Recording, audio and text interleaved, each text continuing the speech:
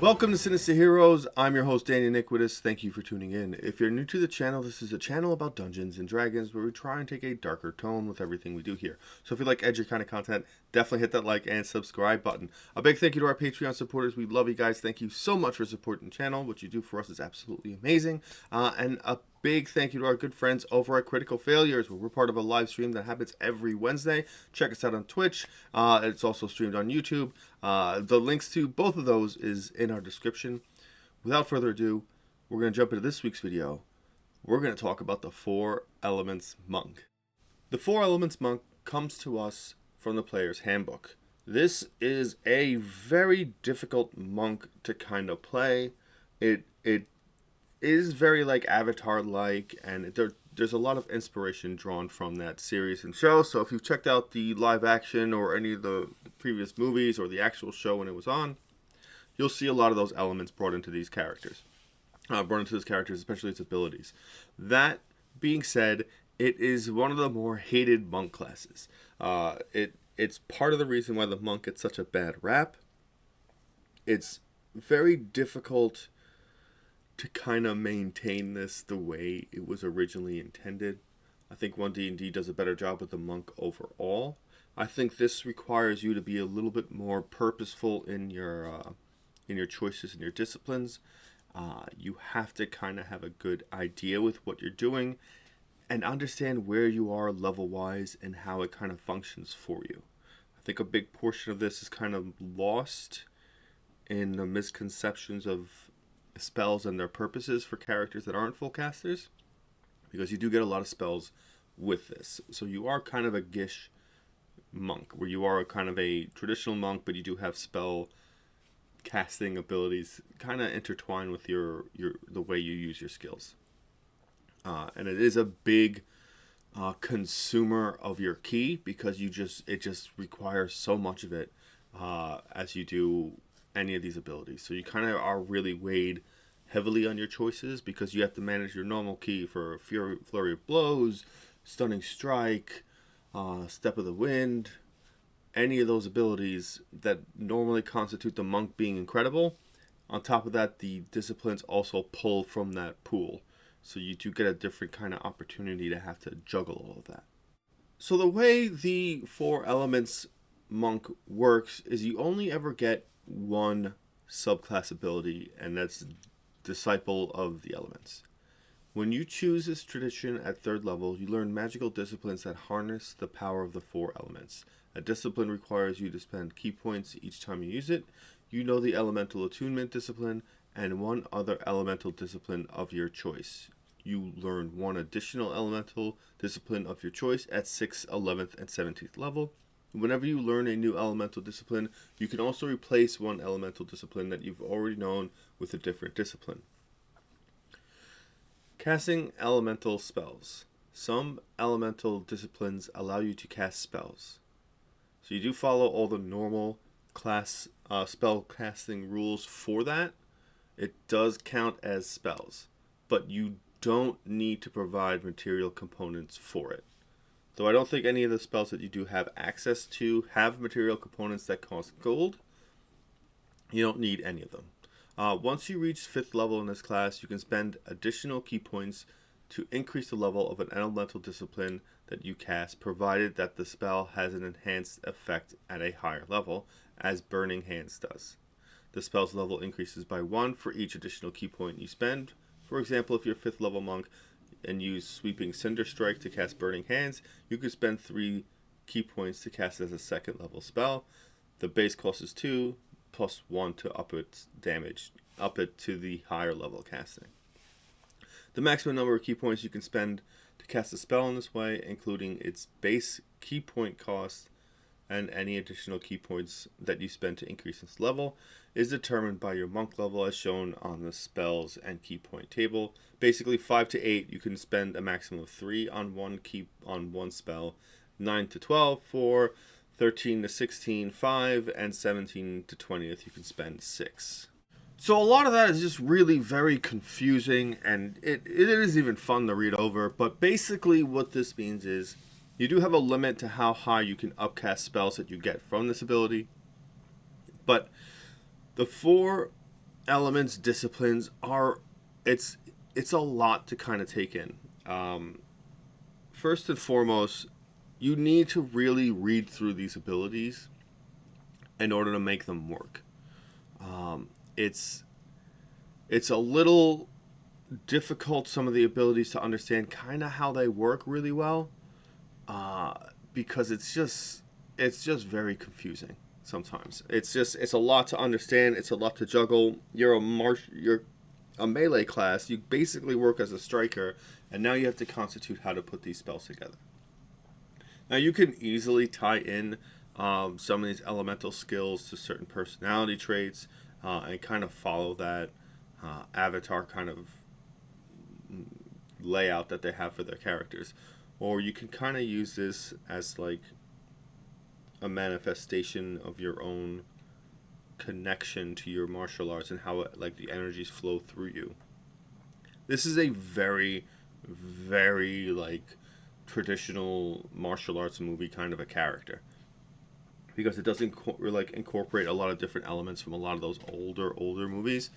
But that being said, I'm going to go through some of the abilities. They're kind of in just a random order, so forgive me. I'm going to try and keep them at least kind of close together. But I want to first talk about elemental attunement, because you get this one no matter what at level 3 once you pick this. And what this does is you can use your action to briefly control elemental forces within 30 feet of you, causing one of the following effects of your choice. You create a harmless, instantaneous sensory effect related to air, earth, fire, or water, such as a shower of sparks, a puff of wind, a light spray of light mist, or a gentle rumbling of stone. You instantaneously light or snuff out a candle, a torch, or a small campfire. You can chill or warm up 1 pound of non-living material for up to 1 hour. Cause earth, fire, water, or mist that can fit within a 1-foot cube to shape itself into a crude form that you designate for a minute. So this is kind of like prestidigitation, a little bit like dancing lights, and a little bit like minor illusion, kind of wrapped up into one. See, the problem with this ability is you have to take it, and you only get one other ability to choose from at first level. I get why this would be a manifestation of your abilities as they kind of erupt from you. This would kind of reflect that. To be honest, with dancing lights, I get a lot of mileage with creating something that kind of looks like a humanoid, and like move it around and use that to distract enemies and things like that.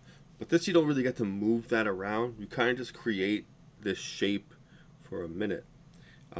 It seems like it's something that would be designed for you to practice and control your abilities within a safe area, so you can do that within the areas of a town or something without causing any kind of damage or fear to erupt from the people around you. But in all honesty, I don't think you should be allowed just that ability and just one other one, because I feel like you kind of really miss out on an opportunity to get some of the better abilities that are out there. Now, first and foremost, I happen to really like Burning Hands, simply because it comes in a bunch of different subclasses that don't have necessarily spells. It pops up all over the place. It's it's very useful for someone that's up close and has to deal with a large group of enemies, because monks are all single target usually. The benefit of this subclass really is the fact that it gives them a lot of AoE options, which is great. And you get Burning Hands through Sweeping Cinder Strike, which you can choose right when you get this ability, and it costs 2 key points to cast Burning Hands, but you can upscale its damage. Depending on where you are, it might not be worth it, especially at higher levels, but we'll get to that. Early on, at 3rd level, being able to throw that out, still very useful. Again, you won't hit as high a damage as a full caster, but you're not a full caster. Another ability that you can get early on that I happen to think is pretty good is Water Whip. You could spend 2 key points as an action to create a whip of water that shoves and pulls a creature to unbalance it. A creature that you can see within 30 feet of you must make a dexterity saving throw. On a failed save, that creature takes 3d10 bludgeoning damage, plus an extra 1d10 bludgeoning damage for each additional key point you spend. And you can either knock it prone or pull it 25 feet closer to you. On a successful save, the creature takes half damage, and you don't pull or knock it prone. This is a great ability. It's 2 key points. You get it right early on. You can pick this up at level 3. And 3d10 is a lot of damage. That is a big hit for you. Yeah, you can upcast it to keep adding d10s of damage. The benefit here is that you can displace it. Now, again, this is a pretty good range. It's 30 feet. If you have someone that threw down spike growth, and you're in the right position, if the 3d10 doesn't kill it, that dragging it through all that spike growth might. It also knocks them prone. If you have a lot of melee characters around you, and the turn order is in your favor, and you're close, and you can cast this, again, it's a dexterity saving throw. So high strength enemies do not have the benefit of having that better opportunity to dodge this. One of the other things about Water Whip that's actually really beneficial is if one of your teammates happens to be close to an enemy and they can't sacrifice the actions to disengage and get out of there safely. Like a caster or a wizard or something that may be channeling a spell and you really need that spell to stay up as long as possible, that's a good way to save them from it. There's also Shape the Flowing River. As an action, you can spend 1 key point to choose an area of ice or water, no larger than 30 feet on a side, within 120 feet of you. You can change water to ice within the area, and vice versa. You can reshape ice in the area in any manner you choose. You can raise or lower the ice's elevation, create or fill in a trench, erect or flatten a wall, form a pillar. The extent of any such changes can't exceed half the area's largest dimension. For example, if you affect a 30-foot square, you can create a pillar up to 15 feet high, raise or lower the square's elevation by up to 15 feet. You dig up a trench 15 feet deep, and so on. You can't shape the ice or trap or injure a creature in the area. Now, this is one of those abilities that you'll just never choose. In theory, yeah, being able to do that might be beneficial, but it's stated you can't use this ice to trap or injure a creature in the area. So you can't just erect a wall around it or build kind of like an encasing in them, which is very strange of a restriction. But for climbing things and making it easier for you to navigate that area, unless you're in Icewind Dale or some other frozen tundra-like area, this isn't really going to benefit you much. There isn't much to do with it. Realistically, you can just skip this ability completely across the board. It just happens to be one of those that's cool, like that could be cool in theory, but you'll just never have an opportunity to practice it. You can also use, one of the options is Rush of the Gale Spirits. This gives you the availability to cast Gust of Wind. Gust of Wind is just one of those spells that it's a non-damage spell, and what it does is it's a line of like opposing wind force that's 10 feet wide. So any creature in there has to make a strength saving throw or be pushed 15 feet away from you in the direction of the line. And the line starts from you. And you have to spend 2 feet of movement for every movement to walk towards you. It's not harmful. It's just air. It's one of those things where if you're in a small tunnel and you happen to have this ability and you happen to have a party that's got a lot of ranged abilities, it can be very, very useful.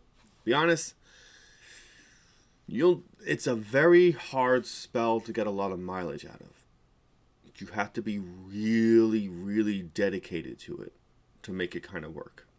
But if you're going for like a wind theme, you can absolutely pick it up to kind of make it work together.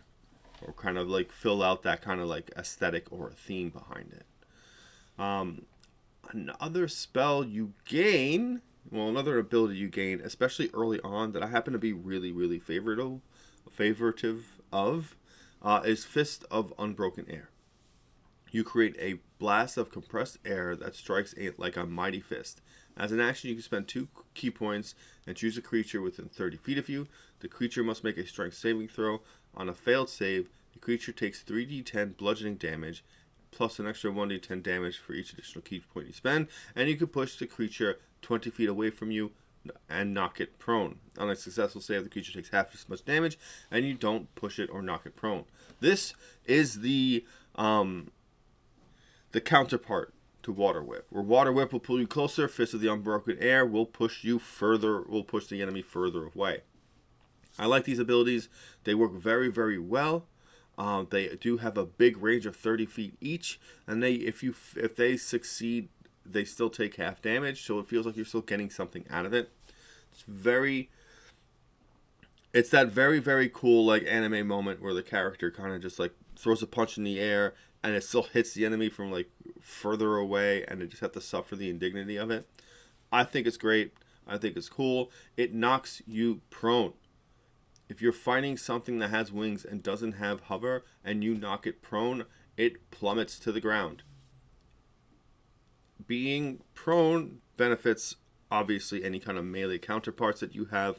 Your paladins will love you for this, your barbarians, your rogues, anyone that can have advantage to get that extra chance of maybe crit fishing. It's wonderful for you. Big fan of Fist of the Unbroken Air. I just happen to like it. I think it kind of feels better. But I think having one or the other is your benefit. I don't think you should have Fist of the Unbroken Air and Water Whip, because they definitely step on each other's toes a little bit. But one or the other can be very beneficial. If you want to be the guy up front doing the damage, you're going to want to take Water Whip. If you want to be the person that can manipulate and keep a distance and be more striker oriented, Fist of the Unbroken Air is more along your way. You can also pick Fist of 4 Thunders. This gives you the ability to cast Thunder Wave. Thunder Wave is great. Con state's kind of high, but still, in a situation where you're surrounded, it might be in your benefit to restrict the amount of people that are in that area, or give yourself an opportunity to hit a large group of people. Again, this is at 3rd level. This is a very good spell for a half-caster or a Gish kind of a character at 3rd level. You can also select the great option of Fangs of the Fire Snake. When you use the attack action on your turn, you can spend 1 key point to cause tendrils of flame to stretch out from your fists and feet. Your reach with your unarmed strike increases by 10 feet for that action, as well as the rest of the turn. A hit with such an attack deals fire damage instead of bludgeoning, and if you spend 1 key point when the attack hits, it also deals an extra 1d10 fire damage. So, Fangs of the Fire Snake. You have to be careful for this one because you will consume a huge amount of ki with this. If you wanted to go Nova, you could do it with this. So the way it works is, you take the attack action, and you can spend 1 key point to cause these flame tendrils to pop out of your fists and feet, and increases your range by 10 feet for that action.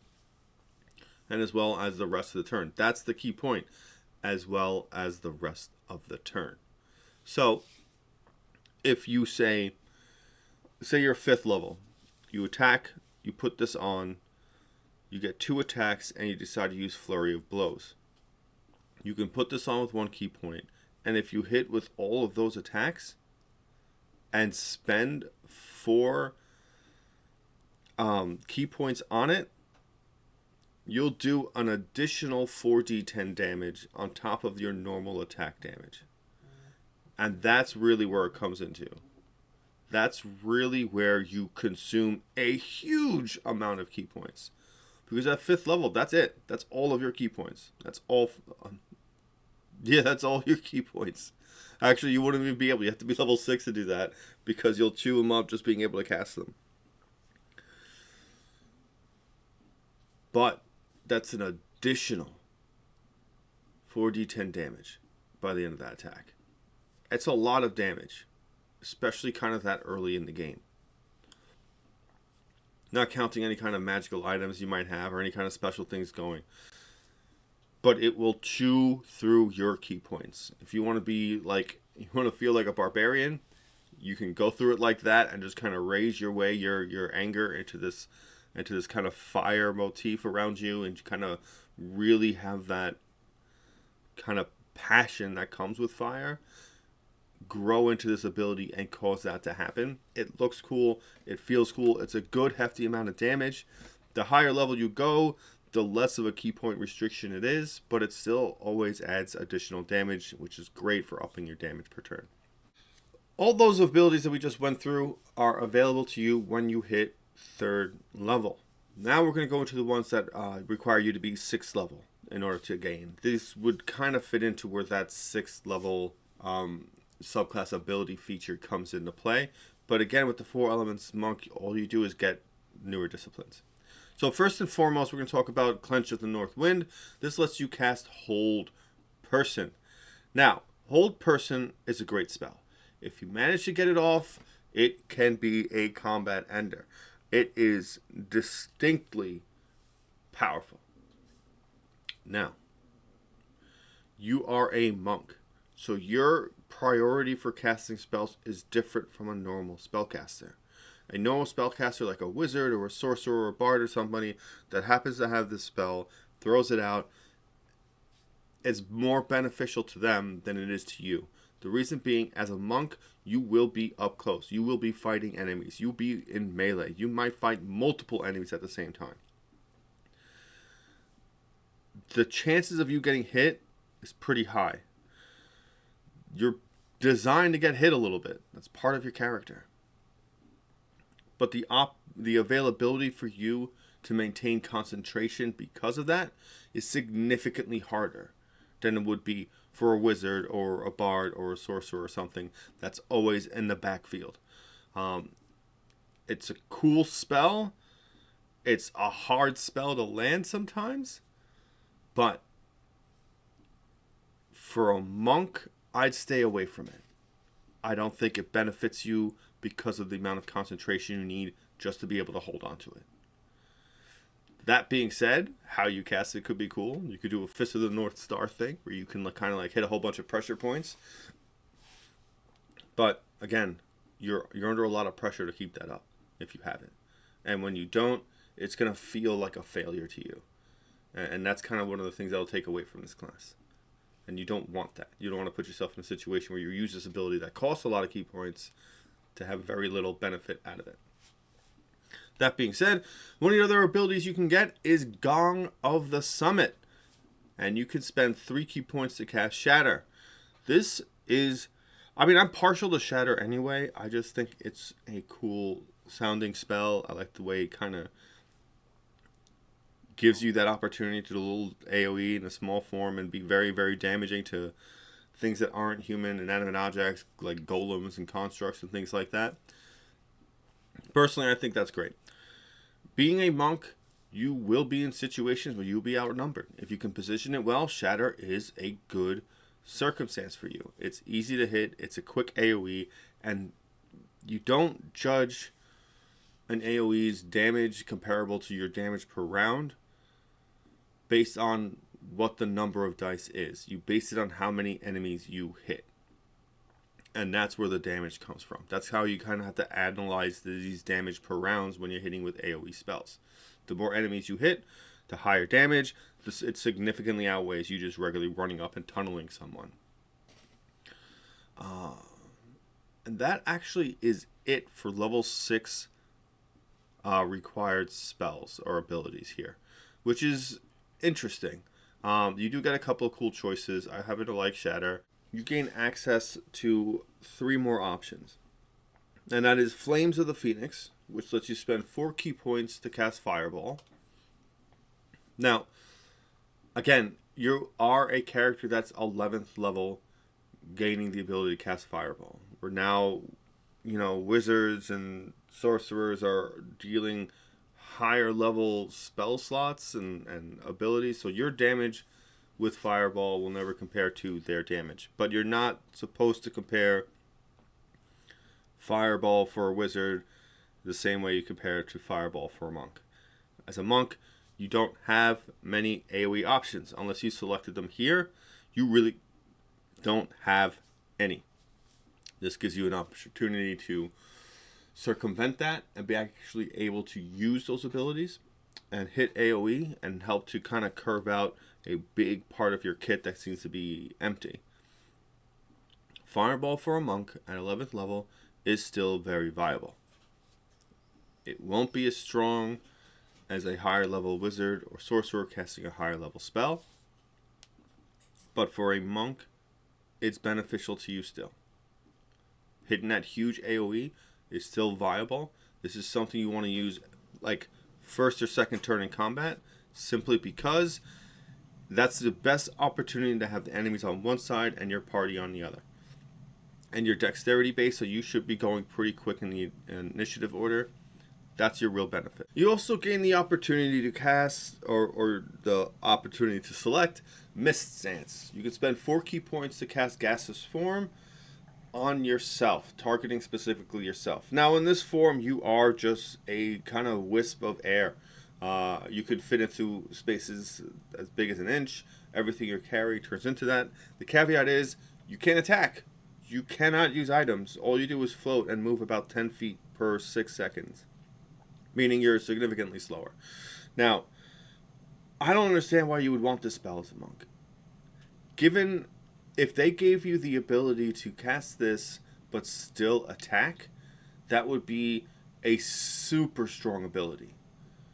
Because you are resistant to bludgeoning, piercing, and slashing damage from any attacks. Like, it could be defensively pretty cool. But you don't. You just gain the regular gaseous form, and that really doesn't help you. That's more of an adventuring thing, but like, unless you need to sneak out of a keyhole because you're imprisoned, you're really not making it. Like, this, I just don't see the point in this. Ride the Wind is another ability you can choose. You can spend 4 key points to cast Fly, targeting yourself. You cannot target other people. But flying is a concentration, so again, you're in a situation where you can't really use it in combat because it's a concentration and you're kind of built to be melee. Also, in a circumstance where you need to fly, I think there's just too many other options that are better suited than to just you using this ability. So as far as the prerequisites that are 11th level, I think you should take Fireball no matter what. I think it's the best option out of all of those abilities. Now, finally, at 17th level, you do gain access to your final set of disciplines that you can select from. One of the first being Breath of Winter. You could spend 6 key points to cast Cone of Cold. Huge AoE, big damage, big bad guy spell. Again, at this point, at 17th level, you can decide what you want to do with it if you still feel like that. I would probably be replacing my AoE spell the whole time. So if I had Burning Hands, I'd then take Flames of the, I'd take Fireball, and then maybe take, maybe Cone of Cold, dependent. So it's kind of all on the same thing. But keep in mind the upcasting costs of the spell and how much it costs initially, and kind of judge, because sometimes there's some levels level up with their damage. It's pretty close in conjunction. So think about that. It's another AoE. I wouldn't carry too many of them, but I happen to like cones. I happen to like them because it's a lot more fun to focus them, personally, in my opinion. You also get Eternal Mountain Defense, which lets you cast Stone Skin on yourself for 5 key points. 17th level, 5 key points really isn't a lot. It's a pretty big chunk, but it's not massive. But the defensive bonus you can get from Stone Skin might be worth it. But again, with Stone Skin and resistances, you might be able to find armors and enhancements and things like that that might give you resistances that might work for your benefit. So take that into consideration, especially if you're in a game where there aren't really like a super huge amount of magic items, then this is a significantly better defensive opportunity for you, but not necessarily something I personally would look for. River of Hungry Flame. You can spend 5 key points to cast Wall of Fire Wall of Fire is a concentration. It is one of those spells that you need to keep up for a duration in order for it to make the damage work. Again, this happens to be my issue with this, is I don't think concentrations are going to be your strongest suit. I think you might want to deviate and stay away from this one. And if you're looking for damage, I would just take Breath of the Winter to substitute that kind of circumstance. And then finally, you get the opportunity to choose Wave of Rolling Earth. You could spend 6 key points to cast Wall of Stone. Now, as much fun as it is to imprison someone, again, you're suffering from concentration. And that's a very big downside for someone who's going to be up close punching something viciously for the majority of their turns. The Way of the Four Elements monk has a lot of uphill climbing to do, mainly because of the stigma to it, not because of the actual ability and viability of the character. Take your time and read through the abilities and construct a character that makes sense. If you want to stick with one element, that's cool, you can totally do that. The thing here is, understand your choices. Take the time, figure it out, and try and build a character that isn't just run up and punch and add damage to it, because it can be helpful and you have an opportunity to do that, but also you have an opportunity to have skills and abilities that can benefit you and your party as a unit, giving you abilities to knock people prone, pull them away from other people. Being able to cast some of these AoE spells helps you. It's never comparing certain classes to certain classes, it's a little difficult to kind of iron out the full purpose because they have different purposes for all skills. All the melee characters, although like single targeting damage characters, do a lot of damage to one character. They never have an opportunity to deal damage to multiple characters. Spellcasters kind of grab that in droves and have the greatest ability to do that. Having that opportunity to help whittle down some of those HP so that way maybe one big AoE can take them all out is a real big benefit. The main purpose of winning combats is designed to take enemies' actions off the table. That's it. If you have more action turns per round than the enemy does, you will win that combat. AoE is a great way to get there and take out weaker enemies. Monks do not have any other AoE abilities. They do gain some, and using them in the right format is really how you benefit this. It's not, oh, that only does, 3d6, but it does 3d6 if you can get it to hit 3 or 4 people because you're melee, and that's where they all are, then it's viable. And then it heats that damage per round threshold. That being said, the only change I really think is an absolute necessity is remove the necessity to have elemental affinity be one of your choices at 3rd level. Gain that ability, period, and then gain 2 other options that you can choose from. Significantly makes it better. And it gives you a little bit of options to do different things and have your character feel definitive and feel different and feel unique, as opposed to having just one ability that you're going to use and one ability that you will really never use. Doing that, I think, gives breadth of kind of the unique constructive ability where you can really customize this class. And that's what this character is supposed to be. You're supposed to kind of really customize it to fit who your character is. That being said, we're going to bring this video to a close. If you made it this far, thank you so much for sticking through. I know that's a lot of just skill and an ability reading, but it's hard to not do this subclass without going through all of the options. Thank you very much. A big thank you to our Patreon supporters. We love you guys. If you're interested in becoming Patreon supporters, the link is in the description, as well as a link to our good friends at Critical Failures, where we're part of a live stream that's been going on for a little while now. It's a lot of fun. Check us out. We're every Wednesday night, and thank you for giving a spooky kid a chance.